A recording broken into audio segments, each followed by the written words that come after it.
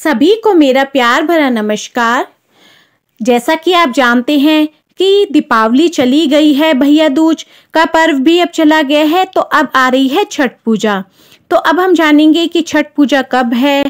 छठ पूजा का पर्व कार्तिक मास की शुक्ल पक्ष की षष्ठी तिथि को मनाया जाता है। इस दिन सूर्य देव और षष्ठी मैया की पूजा की जाती है। साथ ही इस दिन शिव जी की पूजा भी की जाती है। अब हम जानेंगे कि किस तारीख को नहाए खाए और खरना है। तो छठ पूजा का जो त्योहार है वो 17 नवंबर को शुरू हो रहा है। इस साल छठ पूजा 19 नवंबर को होगी। इस दिन डूबते सूर्य को अर्घ्य दिया जाएगा। 20 नवंबर को उगते सूर्य को अर्घ्य दिया जाएगा और इसी के साथ छठ पूजा का समापन व व्रत का पारण किया जाएगा।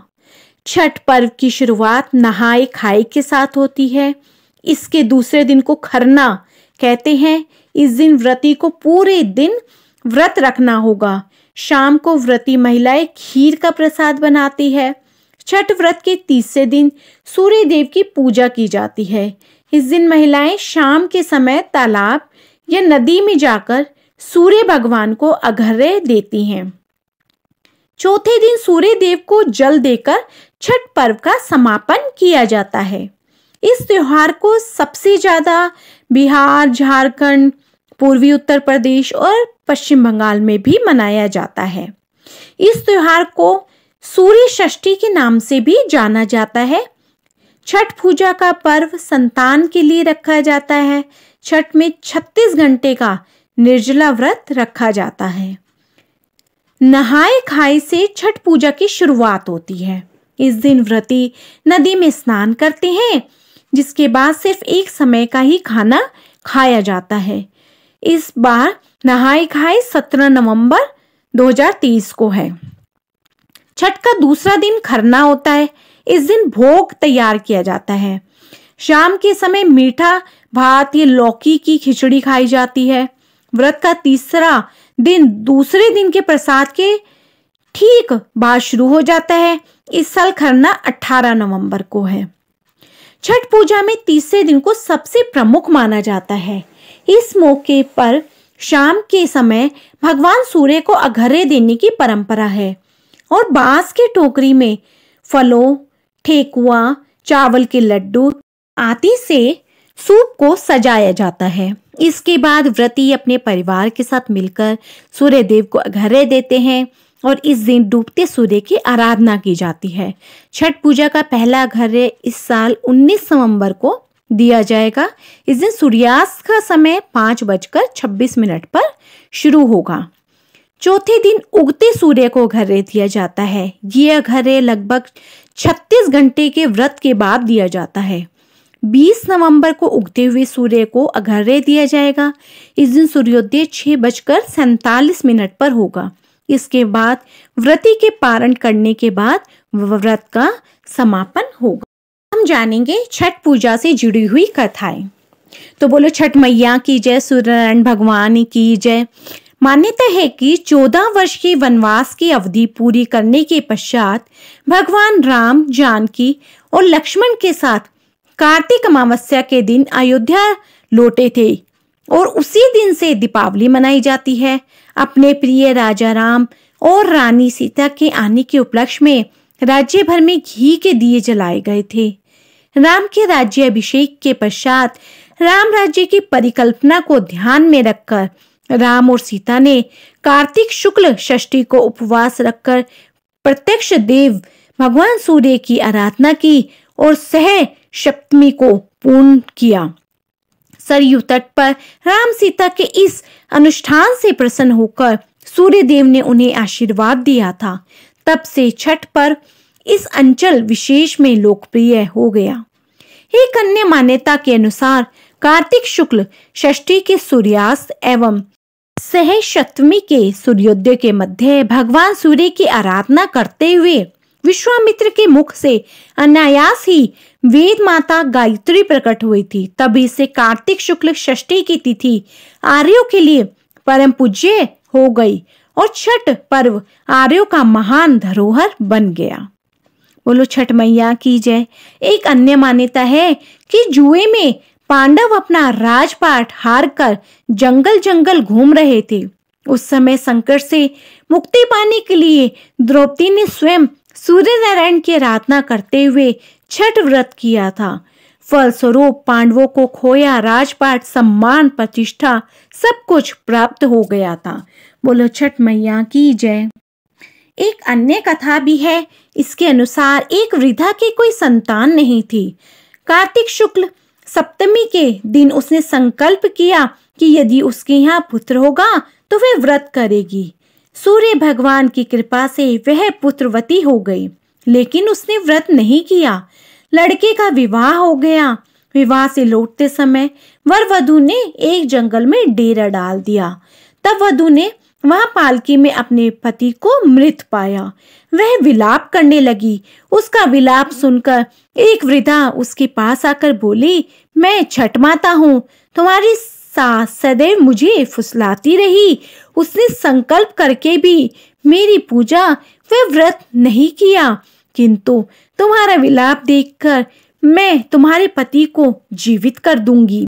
माता ने उसके पति को जीवित कर दिया। फिर वह घर गई और अपनी सास को इस विषय के बारे में सब बतलाया। तो वह कहने लगी कि मुझसे गलती हो गई है और अब मैं इस व्रत को पूरे सच्चे दिल से करूंगी। उसने आगे से सूर्य षष्ठी का व्रत करने का संकल्प लिया। तभी से इस व्रत का प्रचलन हो गया। तो बोलो छठ मैया की जय, सूर्यनारायण भगवान की जय। प्रत्यक्ष देव भगवान सूर्य नारायण की उपासना से व्रतधारी सुख, शांति, समृद्धि तथा मनोवांछित फल की कामना करते हुए इस व्रत को आस्था, श्रद्धा, भक्ति एवं अत्यंत शुद्धता से पूरे 36 घंटे निर्जला रहते हुए समीप के किसी स्वच्छ जलाशय अथवा नदी के किनारे जाकर जल में षष्ठी तिथि को नहाकर उसी जल में खड़े होकर सायंकालीन समय अस्ताचलगामी सूर्य देव को तथा पुनः सप्तमी तिथि को व्रती प्रातःकाल उसी स्थान पर जल में खड़े होकर उदयीमान सूर्य देव को अर्घ्य देकर पूजा संपन्न करते हैं। वैसे तो सभी के घर में साफ सफाई का काम दीपावली के पहले ही हो जाता है, पर छठ के लिए सफाई के साथ पवित्रता का होना भी जरूरी है। यही कारण है कि धुले घर आंगन फिर से धोए जाते हैं। छठ की सफाई का खास ध्यान रखा जाता है, क्योंकि छठ में चढ़ाए जाने वाले प्रसाद ठेकुओं के लिए गेहूं धोकर वही सुखाया जाता है। ठेकुआ बनाने के लिए बाजार से खरीदा आटा इस्तेमाल नहीं किया जाता। धुले गेहूं को पीसने के लिए आटा चक्कियों की भी विशेष सफाई की जाती है। यदि प्रसाद सामग्री रसोई में बनानी है तो रसोई में बिना स्नान प्रवेश वर्जित है। पूजा गृह में ही मिट्टी के चूल्हे का बंदोबस्त किया जाता है, जिसमें सूखी लकड़ियां जलाकर पूजा के लिए खास बर्तनों में प्रसाद बनाया जाता है। तीसरा दिन काफी गहमा-गहमी भरा होता है, क्योंकि इस दिन संध्या में डूबते सूरज को अर्घ्य देने के लिए गंगा तट या पास के किसी अन्य नदी या तालाब पर श्रद्धालुओं का हुजूम जुटता है। इस दिन छठ के गीत गाए जाते हैं। सभी पूजन सामग्री को बांस से बने सूपों में सजाकर साफ धुली धोती बांधकर श्रद्धापूर्वक सिर पर रखकर नंगे पैर घाट तक ले जाते हैं। घाट पर सूपों को अस्त होते सूर्य की दिशा क्रम में घी के दिए जलाकर रखते हैं। व्रती महिला नदी में स्नान करती है और पानी में खड़े होकर ही भीगे आंचल को हथेलियों पर रखती है। दूसरा व्यक्ति प्रसाद सामग्री से सजे सूपों को एक एक करके व्रती महिला की हथेलियों पर रखते जाते हैं और श्रद्धालु सूर्य देव का स्मरण करते हुए सूप के समक्ष जल का अर्घ्य देते हैं। सूर्य अस्त होते ही सभी समूह घर वापस आ जाता है। अर्घ्य दिए सूपों को उसी श्रद्धा से पूजा गृह में रखा जाता है। सूरज के अंगड़ाई लेने से पहले ही सभी लोग नहा धोकर साफ कपड़े पहनकर घाट पर जाने को तैयार हो जाते हैं। सूपों के बीच की सामग्री रात में बदल दी जाती है। फिर उसी प्रकार सूपों को घाट पर अगले दिन ले जाया जाता है, सजाया जाता है। प्रज्वलित दीपों से सारा नदी तट रोशन हो जाता है। बच्चे पटाखे, फुलझड़ियां जलाते हैं।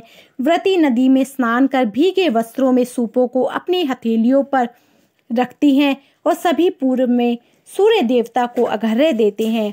अगले दिन उगते सूर्य को अर्घ्य देने के साथ ही छठ पूजा संपन्न हो जाती है और पारिवारिक सामाजिक सौहार्द की सुखद अनुभूति की शुरुआत होती है। तो बोलो छठ मैया की जय, सूर्य नारायण भगवान की जय। और आप सभी को छठ पूजा की बहुत बहुत शुभकामनाएं।